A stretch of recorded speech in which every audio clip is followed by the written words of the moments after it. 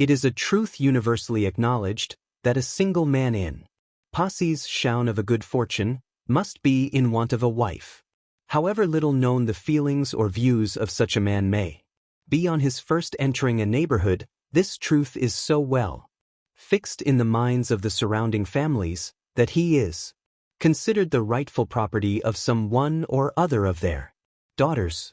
"My dear Mr. Bennet," said his lady to him one day, "have you heard that Netherfield Park is let at last?" Mr. Bennet replied that he had not.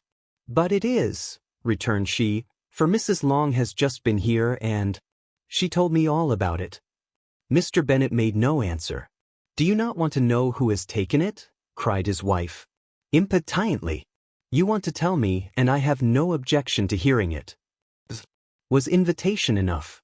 Why, my dear, you must know Mrs. Long says that Netherfield is taken by a young man of large fortune from the north of England, that he came down on Monday in a chaise and four to see the place, and was so much delighted with it, that he agreed with Mr. Morris immediately that he is to take possession before Michaelmas, and some of his servants are to be in the house by the end of next week." "What is his name?" "Bingley." "Is he married or single?" "Oh, single, my dear, to be sure. A single man of large fortune. 4,000 or 5,000 a year. What a fine thing for our girls." "How so? How can it affect them?" "My dear Mr. Bennet," replied his wife, "how can you be so tiresome? You must know that I am thinking of his marrying one of them." "Is that his design in settling here?" "Design?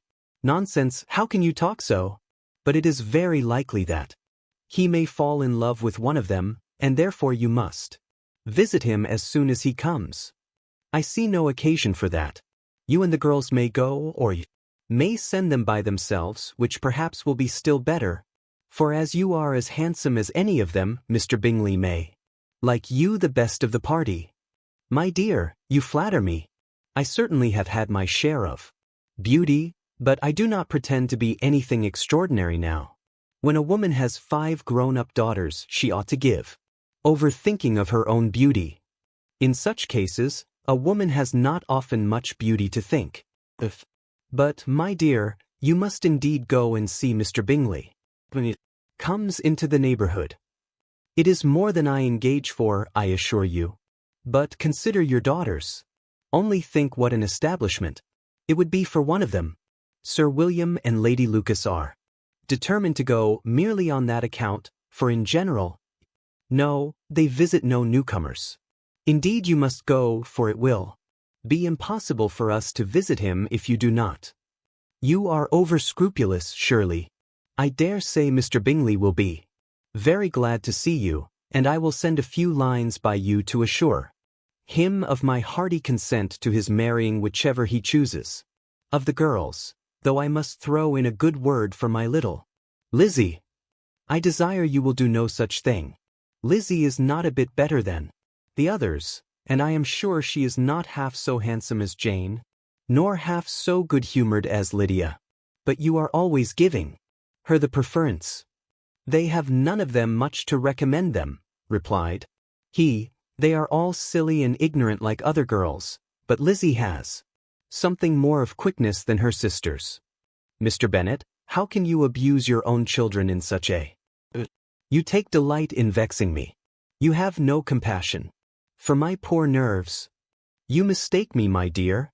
I have a high respect for your nerves. They are my old friends. I have heard you mention them with consideration these last 20 years at least. Ah, you do not know what I suffer. But I hope you will get over it and live to see many young men of 4,000 a year come into the neighborhood. It will be no use to us if 20 such should come, since you will not visit them. Depend upon it, my dear, that when there are 20, I will visit them all." Mr. Bennet was so odd a mixture of quick parts, sarcastic humor, reserve, and caprice, that the experience of 3 and 20 years had been insufficient to make his wife understand his character. Her mind was less difficult to develop. She was a woman of mean understanding, little information, and uncertain temper. When she was discontented, she fancied herself nervous. The business of her life was to get her daughters married. Its solace was visiting and news.